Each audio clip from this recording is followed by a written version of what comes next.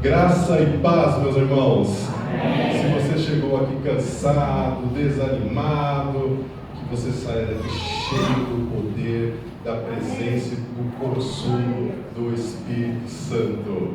Por favor, abra sua Bíblia em Salmos, capítulo 127. Salmos, capítulo 127.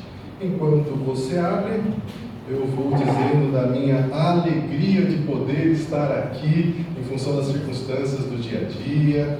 Nós precisamos ficar algum tempo longe, mas o nosso coração estava aqui com vocês. Eu, inclusive, semana passada estava falando com Nicola, vamos pelo menos visitar células lá em Paysandu. Eu falei, irmão, vamos sim.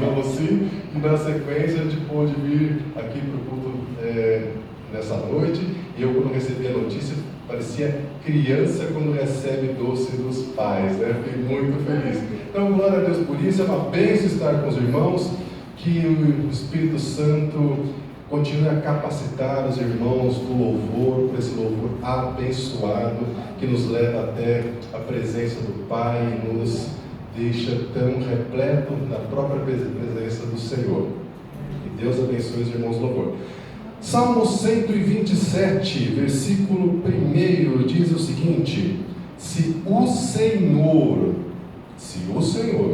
não edificar a casa, em vão trabalham os que edificam. Se o Senhor não guardar a cidade, em vão vigia a sentinela. Inútil vos será levantar de madrugada, repousar tarde, comer o pão de dores, pois assim dá ele aos seus amados o sono. Eis que os filhos são herança do Senhor, e o fruto do ventre o seu galardão. Como flechas na mão do valente, assim são os filhos da mocidade. Bem-aventurado o homem que enche deles a sua aljava. Não serão confundidos quando falarem com seus inimigos à porta. Glória a Deus! Amém. Muito bem, meus irmãos. Nós estamos no segundo domingo do mês. E o segundo domingo do mês, tradicionalmente no Brasil, é comemorado o Dia dos Pais, como nós já falamos. E a curiosidade sobre o Dia dos Pais é que, ao contrário daquilo que eu imaginava, ele não foi criado por um homem, mas foi criado por uma mulher. Olha as mulheres nos abençoando até para comemorar o Dia dos Pais. Uma americana chamada Sonora Smart Lodge estava numa homenagem ao Dia das Mães, mas ela não tinha mãe, porque a mãe dela morreu exatamente no momento do nascimento do 6º filho. E o pai dessa americana então criou os 6 filhos sozinhos. E uma das filhas, nessa ocasião, quando estava ouvindo essa homenagem às mães, ela pensou: puxa, eu não tenho mais mãe para fazer uma homenagem, mas eu tenho meu pai para fazer uma homenagem ao meu pai. E assim, em 1908, ela faz a primeira homenagem e depois, na sequência, isso se espalha por todos os Estados Unidos e a data é oficializada. Em alguns países, não se comemora exatamente em agosto. Por exemplo, em Portugal, em outros países, é comemorado exatamente no dia de São José. São José é um santo da Igreja Católica, que é o José, pai de Jesus, pai adotivo de Jesus, que foi casado com Maria. Então é feito em março, exatamente no dia 19 de março, que é o dia de São José, comemorado pela Igreja Católica. Mas uma outra curiosidade é que nos Estados Unidos, como o Dia das Mães é comemorado em maio, então eles comemoram o Dia dos Pais em junho, porque é o mês seguinte. Então não dá muitos ciúmes e também é bom para o comércio, né? Porque o Dia das Mães, não sei se vocês sabem, para o comércio é o segundo Natal, porque vende-se muito. Então, quando chega as vésperas do Dia das Mães, vocês devem ter notado já, por exemplo, pela internet, a quantidade de propaganda que se tem às vésperas dos Dias das Mães, porque se vende muito. Eu me lembro, inclusive, quando eu era solteiro, eu morava em São Paulo, no Dia das Mães. Minha mãe morava no interior, mas eu trabalhava na capital, e eu não pude ir, e eu fiquei em São Paulo com um primo. Então nós chegamos no Dia das Mães e falamos, bom, vamos almoçar numa churrascaria? Jovem, né, homem, come muito, então vamos para uma churrascaria, porque você paga boca livre, você come até não aguentar mais. E fomos para a churrascaria. Em São Paulo, a maior parte das churrascarias, elas ficam às margens do Rio Tietê. É uma área muito longa, então tem churrascaria dos dois lados. E nós fomos na churrascaria que a gente tinha escolhido, e tinha uma fila de 1h30, porque era Dia das Mães. Aí nós falamos, bom, vamos numa outra. Aí fomos numa outra, uma fila de 2 horas. Na outra, uma fila de 2 horas. E mesmo nós não conseguimos almoçar na churrascaria naquele dia, porque estava lotada todas as churrascarias. Pois muito bem, passou-se o Dia das Mães, nós fizemos lá um almocinho bem meia boca. Primeiro porque a gente não estava junto com as nossas mães, segundo porque a gente não pôde almoçar na churrascaria. Mas quando chegou o segundo domingo de agosto, Dia dos Pais, nós estávamos de novo em São Paulo, e por força das circunstâncias, nós também fomos almoçar sozinhos, eu e meu primo. Nós falamos, vamos arriscar, ver se a gente consegue uma churrascaria? Aí nós lembramos da experiência do Dia das Mães. Não, né? Vamos nem tentar, porque vai estar todas as churrascarias lotadas. Mas a gente não tem nenhum compromisso, vamos tentar. Aí passamos na primeira churrascaria vazia. A gente achou, nossa, que estranho. Vamos ver as outras, né? De repente essa aqui, né? O serviço está muito ruim, o almoço está muito ruim, por isso está vazio. Vamos numa outra, que tem aquela coisa assim, restaurante bom, restaurante cheio, restaurante lotado. Fomos na segunda churrascaria vazia. Que estranho. Vamos ver uma terceira? Enfim, nós não tínhamos muita coisa para fazer aquele dia, né? Fomos em todas as churrascarias da Marginal, todas elas vazias. E aí a nossa conclusão: por que no Dia das Mães todas as churrascarias estavam lotadas? E nós deduzimos, né, que não só a churrascaria, mas os demais restaurantes estavam todos lotados, mas no Dia dos Pais havia tanta disponibilidade nos restaurantes, né? Então isso nos levou a uma reflexão. E eu quero amarrar essa reflexão a um treinamento que eu, Nicole e mais alguns irmãos fizemos alguns anos atrás em Maringá. Um casal de americanos que veio para Maringá para dar um treinamento, e ele nos contou uma história muito triste, muito triste. Ele disse que esse casal, né, que veio para Maringá, que são americanos, ele disse que ele tem um amigo que é dono de uma rádio. Então, em maio, no Dia das Mães, esse americano teve uma ótima ideia. Ele falou assim: bom, eu vou abrir os microfones para que os ouvintes possam ligar e fazer uma homenagem para sua mãe. Eu acho que vai dar certo, né? E foi um sucesso. Durante 1h30 de programa, o telefone não parou de tocar, e era uma homenagem mais bonita. A audiência do rádio foi lá em cima, foi um sucesso. E como nos Estados Unidos, então, o Dia dos Pais é no mês seguinte, ele não teve dúvidas. Ele falou assim: vou repetir a mesma fórmula do sucesso no Dia dos Pais. E ótimo, e anunciaram: então, no Dia dos Pais, você vai poder ligar aqui para a rádio e falar sobre o seu pai, elogiar seu pai, não sei o quê. Chegou o dia, começaram as ligações, e a primeira ligação: eu tenho ódio do meu pai, eu tenho muita mágoa do meu pai, meu pai me espancava. Aí a outra ligação: o meu pai era alcoólatra, o meu pai traiu a minha mãe, o meu pai isso, o meu pai aquilo. E aí foi aquele desespero, só ligações nesse aspecto, falando mal, muito dos pais. Mas não é que eles estavam falando mal porque eles não gostavam do pai. Eles estavam, na verdade, apenas relatando a experiência deles com o pai.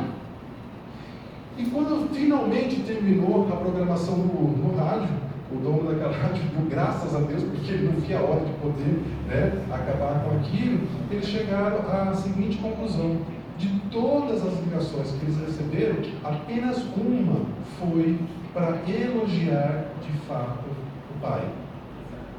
Então a gente chega a uma conclusão que o problema que nós temos em função de uma relação doentia com os pais era muito grande. E nesse dia, nesse treinamento que eu, Nicola e mais alguns irmãos estávamos, Então esse americano ele pediu para as pessoas levantarem as mãos à medida que ele ia fazendo algumas perguntas. E uma das perguntas que ele fez foi: quantos de vocês aqui tinham um pai que exagerava com a bebida alcoólica?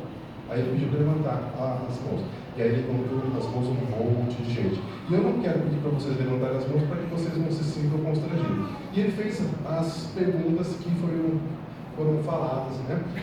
Quantos de vocês aqui sabem que o pai traía a sua mãe? Levante a mão. Mas um monte de pessoas levantou as mãos. Quando de vocês o pai dizia que você não seria nada na vida, que você era uma porcaria, que você não devia ter nascido, enfim, tudo quanto é tipo de agressão verbal? Aí ergueu as mãos mais um monte de pessoas.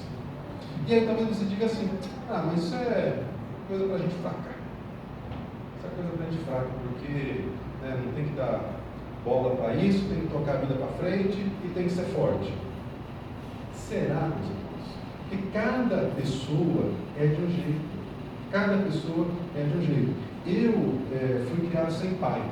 E na época que eu era jovem, no século passado, não existia redes sociais, não existia internet. Então eu só tinha foto do meu pai de quando eu tinha 5 anos, foto preto e branco. Ele usava aquele cabelo comprido da época da Jovem Guarda e aquelas calças bocas de sino, que muitos de vocês nem sabem o que é, vocês não estão perdendo nada em saber dessas coisas. Então eu imaginava como que era o meu pai, porque eu via aquela foto de quando eu tinha mais ou menos 5 anos, mas evidentemente que ele tinha mudado, né? Tinha envelhecido, e eu tinha curiosidade para saber como é que era meu pai. Mas toda criança que é rejeitada pelo pai, aliás, toda criança que não convive com o pai, ela tem esse sentimento que ela foi rejeitada. Por que que o meu pai não gosta de mim? Por que meu pai não fica perto de mim? A criança até entende o fato dos pais não conseguirem se relacionar, essa coisa toda. Eu, inclusive, estava dias atrás numa festinha de aniversário e eu fiquei horrorizado, porque cantou os parabéns, de uma criança, e depois eles cantaram assim, parabéns com quem será que vai casar, aquela coisa toda, e depois assim, vão ter acho que 2 filhos, e depois vão divorciar, se separar, uma coisa. E eu olhei para ele e falei assim: mas você ouviu isso? Eu estou ficando louco. Para você, eles cantaram isso. E normal, o pessoal deu risada, os adultos deram risada, e eu fiquei parecendo um extraterrestre lá do lado do meu menino. Eu falei: mas como é que canta? Como é que deixa as crianças cantarem uma coisa dessa? Mas cantaram. Então, meus irmãos, isso é uma questão do Dia dos Pais, precisa ser comemorado, sim, precisa ser lembrado. Mas nós, homens que estamos na casa do Senhor, você que é mãe, que tem um filho, você precisa ensinar o seu filho. Nós, como líderes, precisamos ensinar aqueles que estão chegando no reino de Deus que ser pai não é aquilo que você recebeu na sua casa, não é aquilo que as pessoas falam aí no mundo. É muito diferente disso. E o que muda na cabeça de uma criança que não tem pai. A Folha de São Paulo, ela fez uma matéria há 3 anos atrás.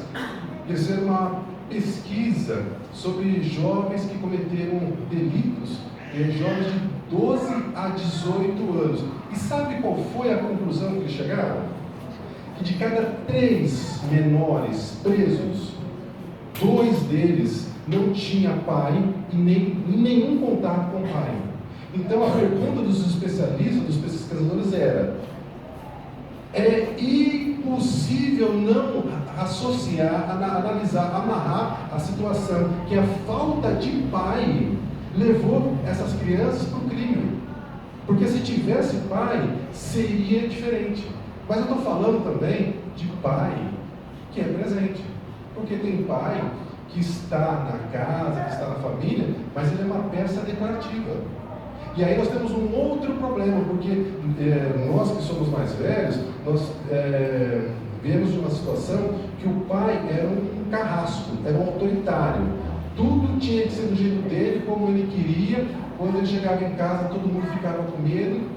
E nós mudamos dessa figura para a figura do pai amigão, do pai legal, do pai que faz tudo o que os filhos querem. E aí nós saímos de um extremo para ir para um outro extremo. O pai não pode ser autoritário, mas o pai também não tem que ser o amigão do filho. O filho não precisa de um amigão. O filho precisa de um pai. Você pode sim, você deve sim ter um ótimo relacionamento com o seu filho, mas você tem que se posicionar. O seu filho tem que ter claro na mente dele que você é pai, que você não é amigo dele. Porque se você tentar ser amigo do seu filho, vai dar errado. Se você for pai, a possibilidade de dar certo é muito grande e ainda não há garantia. Porque para ter certeza que a coisa vai funcionar, o seu filho precisa nascer de novo. Porque a Bíblia fala, irmãos, que nós nascemos com uma natureza má e perversa. Se nós não nascermos de novo, não tem acordo, não tem como colocar em prática aquilo que você ensina. Então você tem que trabalhar o seu filho em tudo aquilo que você sabe, e em especial no sentido que ele tenha uma real experiência com o Senhor, para que ele possa ser a pessoa que Deus quer que ele seja. Mas essa questão não é ensinada nas escolas estaduais, nas escolas municipais. E aí os rapazes começam a se relacionar com as moças, ficam apaixonados, as relações sexuais estão acontecendo cada vez mais cedo, e inclusive as pesquisas mostram que famílias em que não há a figura do pai, as meninas começam a ter uma atividade sexual ainda mais cedo, né? De novo, é o reflexo da falta de pai.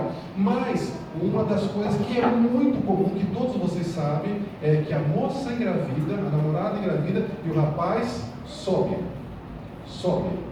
Então, em Santa Catarina foi feita uma pesquisa sobre um período de 10 anos para identificar quantas crianças foram registradas sem o nome do pai na certidão de nascimento. Acreditem vocês ou não, pode colocar no Google lá, 1.270.000 crianças foram registradas em 10 anos só no estado de Santa Catarina, sem o nome do pai na certidão de nascimento. Sabe o que isso representa? Florianópolis tem 477 mil habitantes. Dava para povoar Florianópolis 3 vezes. Dava para povoar Maringá quase 4 vezes. Você consegue imaginar a quantidade de criança sem o nome do pai na certidão de nascimento? E aí foi feita uma pesquisa em 2013, se não me falha a memória, no Brasil inteiro, para saber quantas crianças tinham sido registradas sem o nome do pai. 5.500.000 crianças. Isso daria para povoar toda a Dinamarca ou toda a Finlândia. O Uruguai, para vocês terem ideia, não chega a 4 milhões de habitantes. E por que 5 milhões de homens não assumiram o filho? É a pergunta que todo mundo quer saber. Mas, meus irmãos, minhas irmãs, existe um plano que ele vai além do plano físico. Nós sabemos que a luta de toda pessoa não é contra a carne, contra o sangue, contra as pessoas, é contra o mundo espiritual. O que Jesus nos ensinou no Pai Nosso? E o que é que uma pessoa pensa quando o pai físico dela a rejeita, abandona, vai embora, larga, não quer saber mais dela? Que ela não tem valor.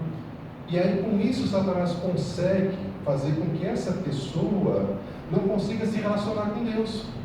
Porque uma pessoa vai pensar, poxa vida, mas por que é que Deus permitiu que o meu pai me abandonou, me largou? Logo, Deus não deve existir. Essa é a associação que elas fazem. Então, meus irmãos, nós precisamos entender como as coisas são. E os exemplos na mídia, muitas das vezes, pioram essas situações.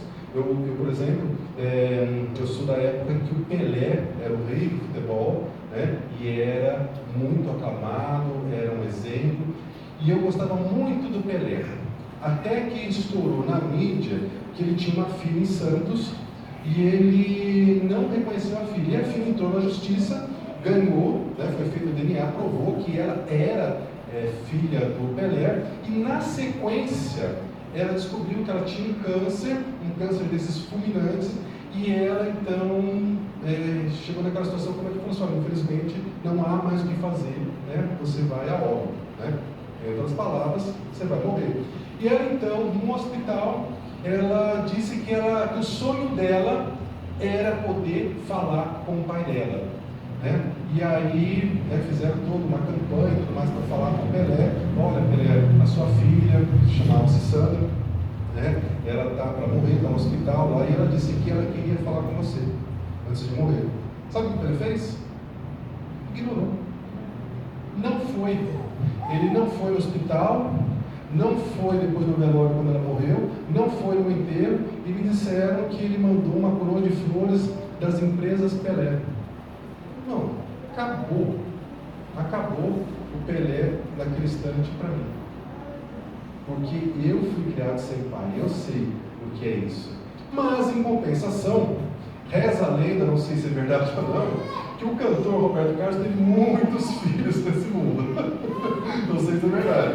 Mas disseram que toda vez que chegava o Roberto Carlos falou: olha, tal fulano está dizendo que, tal mulher está dizendo que tem um filho com você, mas vamos fazer DNA. Se for meu, pode mandar. Então eu tenho um apreço pelo Roberto Carlos, mas não tenho mais o carinho que eu tinha pelo Pelé por conta dessas circunstâncias. Então, meus irmãos, o grande problema é que esse modelo, né, de pai que faz um filho e some e deixa o filho com a mãe, ele não para de se repetir no mundo inteiro. Isso não é uma coisa que acontece só no Brasil, isso é uma coisa mundial. Porque quem está por trás disso é Satanás dizendo para o rapaz o seguinte: você tem que viver a sua vida, você tem que ser feliz, você é muito novo para ter compromisso. E aí o Satanás não fala para ele o custo que ele vai pagar, o custo emocional que ele vai pagar, o custo espiritual que ele vai pagar por abandonar o filho. Sabe, irmãos, a minha história, ela é uma história talvez muito diferente das demais, porque eu fui criado pela minha mãe e pela minha avó. A minha mãe engravidou com 13 anos, eu nasci quando ela tinha 14 anos, e a minha avó sempre dizia para mim o seguinte: filho, você tem que ser homem, você tem que dar certo, você tem que ser um homem direito, porque se você for um bandido, um criminoso, o seu pai e o seu avô, que nunca ajudaram a criar você, nunca deram um tostão para ajudar você, e ainda vai dizer para mim e para sua mãe que nós não sabemos criar você. Então, por favor, me dê essa alegria de jamais nem seu pai nem seu avô dizer que eu e sua mãe não sabemos criar você.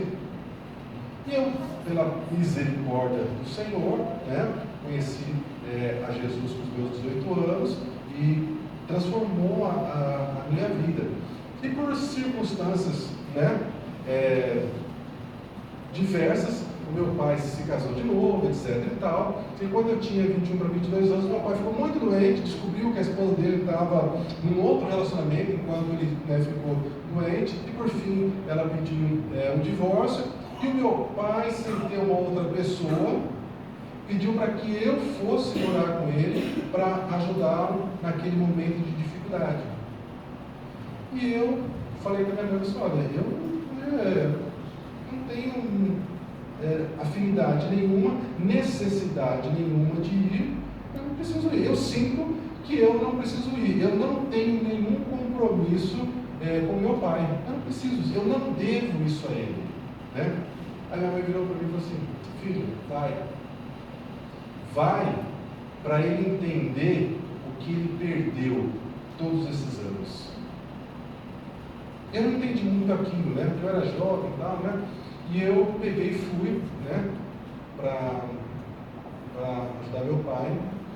E eu percebi ao longo do meu relacionamento, e até então eu tinha visto meu pai umas 3 vezes, eu vi ao longo do meu relacionamento, quando meu pai estava hospitalizado, eu levando meu pai para casa, levando meu pai de casa para o hospital, etc e tal, eu via quantas vezes o meu pai olhava para mim se punindo por aquilo que ele deixou de fazer por mim.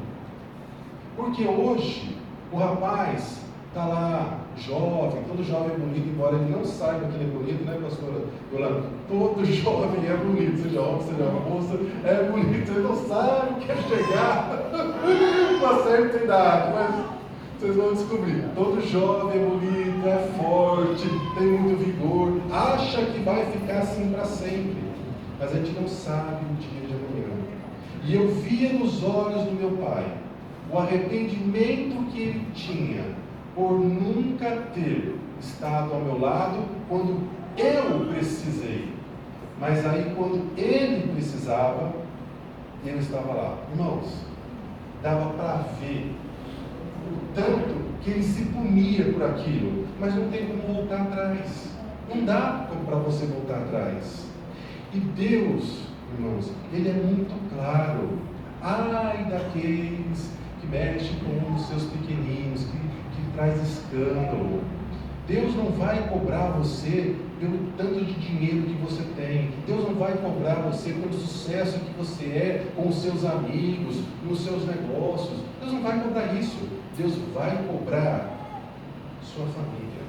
A palavra de Timóteo, meus irmãos, me causa arrepios, porque Paulo deu a instrução para você: olha, quem não cuida da sua família é pior que o ateu. Você consegue imaginar isso? Deus é pai, mas Deus também é juiz, e Ele vai julgar a causa do órfão. Davi. Então, meus irmãos, nós precisamos ter em mente que a nossa família é a coisa mais importante que nós temos. Nós não podemos abandonar a nossa família. Mas o que é que muitas das vezes nos motiva a pensar em largar tudo? É uma ilusão. Nós achamos que família é aquela propaganda de margarina que a gente vê na televisão. Quantos de vocês já viram uma propaganda de margarina na televisão? Você fala, que coisa linda. Todo mundo acorda de manhã, bem-humorado. Jesus lá em casa, aquela turma lá que não acorda bem-humorado, mas de jeito nenhum. Levanta menino, está na hora. E o menino, levanta mal-humorado e aquela coisa toda para começar o dia. Então a gente tem essa expectativa que a família vai ser um lugar maravilhoso, que não vai ter luta, que não vai ter dificuldade, que o seu cônjuge vai compreender você completamente, que você vai compreender o seu cônjuge completamente, que os seus filhos vão ser de uma obediência sem fim. E não é dessa maneira. Não é dessa maneira. Jesus disse: no mundo tereis aflições. Vocês acreditam na palavra de Jesus? Amém. Eu também acredito, mas isso é uma verdade que vale também para a sua família. A palavra declara que Jesus começou em todos nós uma boa obra, e isso inclui a nossa família. Só que o grande problema é que nós queremos mudar o nosso cônjuge, e não tem como nós mudarmos o nosso cônjuge. Aí a gente fala assim: Senhor, entra com providência no meu casamento. Deus não vai entrar com providência no seu casamento. Deus vai entrar com providência no seu comportamento, no comportamento do seu marido, e aí o seu casamento sim vai ter uma mudança. Mas Deus não vai simplesmente dar uma ordem e o seu casamento vai virar uma coisa espetacular. Eu preciso entender, como marido, que a Jussara, a minha esposa, nunca vai ser a esposa que eu quero que ela seja. A Jussara vai ser, se ela for obediente a Deus, a esposa que Deus quer que ela seja. E eu nunca vou ser o marido que a minha esposa deseja que eu seja. Por quê? Porque eu sou uma pessoa limitada, cheia de problemas, que também tenho meus momentos de nervosismo, que sou chato, que sou ranzinza. Então, não adianta a Jussara tentar mudar o Jefferson. Ela tem que aprender a lidar com o Jefferson e apresentar a Deus os meus problemas. E aí Deus vai trabalhando em mim e eu vou me aproximando a cada dia que passa do marido que Deus quer que eu seja para a Jussara, do pai que Deus quer que eu seja para os meus filhos. Mas isso é uma construção, meus irmãos. Isso é uma construção. Se você veio de uma família estruturada, que o pai, a mãe era um exemplo para você, você pode dizer assim: olha, eu posso seguir o modelo do meu pai e da minha mãe. Glória a Deus pela sua família. Mas a sua família está em extinção. Porque a maior parte das famílias é desestruturada assim, infelizmente.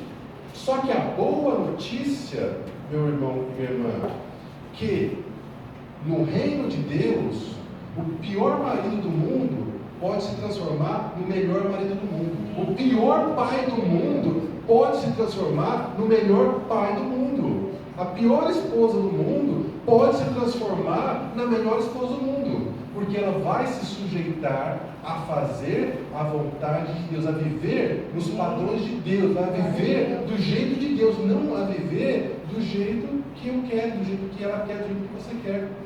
Nós dizemos que nós morremos em Cristo, é tão bonito, não é? Mas por que na hora do relacionamento familiar a gente esquece disso? A gente tem a nossa vontade. Por que a gente não faz a vontade de Deus? Então, meus irmãos, a gente precisa lembrar que a nossa maior luta vai ser na nossa casa, vai ser na nossa família, e que nós não podemos abandonar a nossa família. Porque hoje, aquilo que está ruim, amanhã pode estar bom.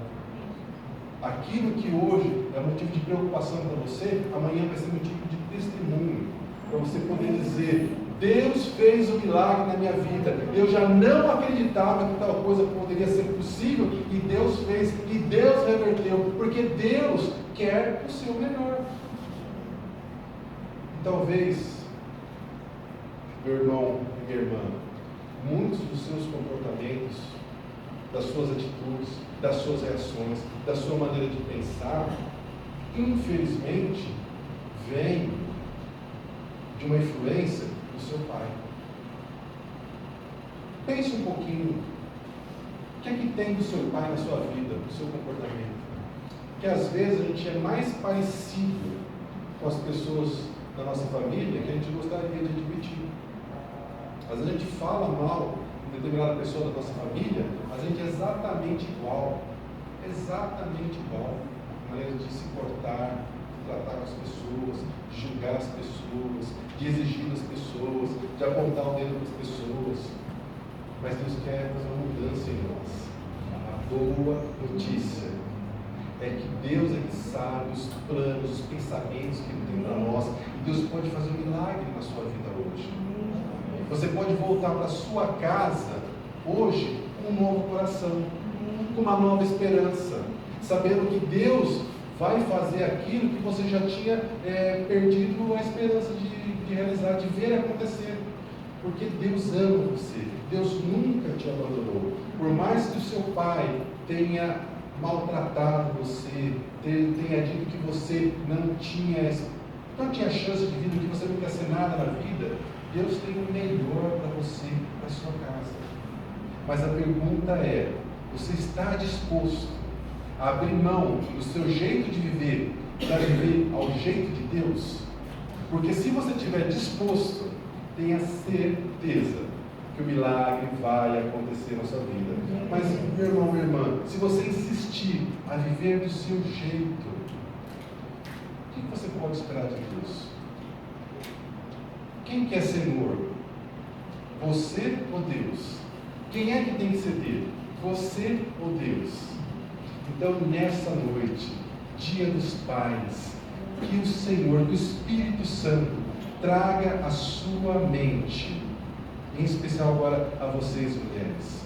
Se o seu marido não é o pai dos seus filhos que você gostaria que ele seja, ore por ele, apresente ele a Deus. Pare de apresentar os defeitos dele para ele mesmo. Pare de dizer para o seu marido os defeitos que ele tem. Fale das qualidades. Porque quando você fala do seu marido dos defeitos que ele tem, é muito perigoso que os seus filhos ouçam. E eles criam uma imagem de que ele é, de fato, filho daquela pessoa cheia de defeitos. Eu vi uma história, que eu não concordo com os métodos, mas entendi a lógica. A mulher engravidou, o namorado foi embora, naquele retrato que eu disse para vocês há pouco, e depois que a criança começou a crescer, começou a perguntar: mãe, quem que é meu pai? Quem que é meu pai? E ela pegou e começou a falar: seu pai sem vergonha, safado, que foi embora, abandonou você e a mim, né? E aí uma amiga dela, mais velha, ouviu a história e falou assim: olha, não é bom você falar isso para o menino não, porque o menino vai crescer sabendo que ele é filho de um rapaz um safado, e no futuro ele vai achar que ele é um safadinho também e vai acabar fazendo a mesma coisa. Então não faça isso não. E aí a mulher: mas eu vou fazer o quê? Então você: não sei, conta uma história aí, conta uma história para o seu filho e leva essa história adiante. Veja, eu não estou dizendo que vocês têm que contar uma mentira para ninguém, eu estou só relatando a história para vocês verem o resultado disso. E essa mãe então falou assim: é verdade, eu vou mudar. E aí o menino começou a crescer: mas quem é meu pai? Meu filho, seu pai era um advogado, um homem muito bom, nossa, um profissional brilhante, muito bom, mas tadinho, morreu no acidente, e aí, né, infelizmente. E ela continuou contando essa história. E ela reforçou essa história: seu pai era um advogado, um ótimo profissional, ajudava muitas pessoas, nossa, você é um filho de um bom homem, você é um filho de um bom homem, você é um menino privilegiado. E o menino cresceu. Qual foi a escolha dele na faculdade? Eu quero fazer direito, porque meu pai era advogado. E aí ele fez direito, terminou a faculdade, começou a trabalhar, né? E falou assim: meu pai é um bom advogado, eu preciso ser um bom advogado também. E aí ele virou e falou assim: não, acho que eu vou tentar a carreira de juiz, né? Porque todo bom advogado tem condições de virar juiz. Estudou, passou, virou juiz.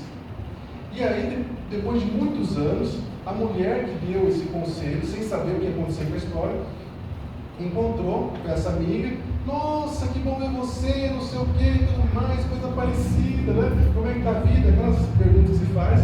E ela disse: e o seu filho, como é que ele está? O que ele está fazendo? Casou, tem filho, como é que está? Aí a mãe falou assim: você não sabe o favor que você me fez. Lembra que você me contou aquela história, não sei o quê? Eu falei: lembro, mas o que aconteceu? Então, eu inventei para o meu filho que ele era filho de um advogado, bem sucedido. O menino acreditou na história, virou juiz e hoje estamos na vida boa. E ele casou, teve filho, não sei o quê, mas por conta disso. Então, meu irmão, claro que o método, né, da mentira para nós não cabe como cristão, mas um exemplo de não focar nos defeitos, mas nas qualidades dele. Entende? Porque isso vai fazer diferença. Nós precisamos colocar na cabeça dos nossos filhos aquilo que há de melhor na nossa família. Porque defeito toda família tem. Toda família tem. E ai daqueles que falam assim: eu mereço ser feliz, eu vou encontrar uma outra pessoa que a outra pessoa vai me fazer feliz. Engano, lá na frente vai ser ainda pior e ele vai se arrepender e aí vai ser tarde. Então, meus irmãos e minhas irmãs, o Dia dos Pais, nós precisamos colocar em prática a orientação que o Senhor nos deu, que nós precisamos honrar pai e mãe. E em especial, nessa noite, nós precisamos honrar o pai.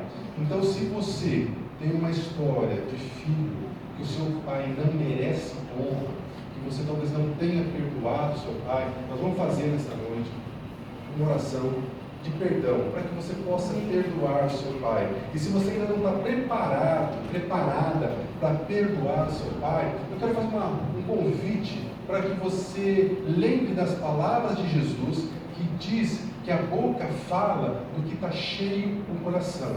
Se o seu pai não tinha uma palavra de carinho, só tinha palavra de maldição, palavra negativa, seu pai não abraçava você, não reconhecia você, não te valorizava, muito provavelmente é porque ele deu a você o que ele também recebeu, ou seja, nada, né? Só lixo. Então, experimente se colocar no lugar do seu pai. Imaginar que ele não teve condições de ser amado também, de reconhecer o valor do que é poder ter um filho, e por conta disso ele tratou você como ele te tratou. E perdoe seu pai.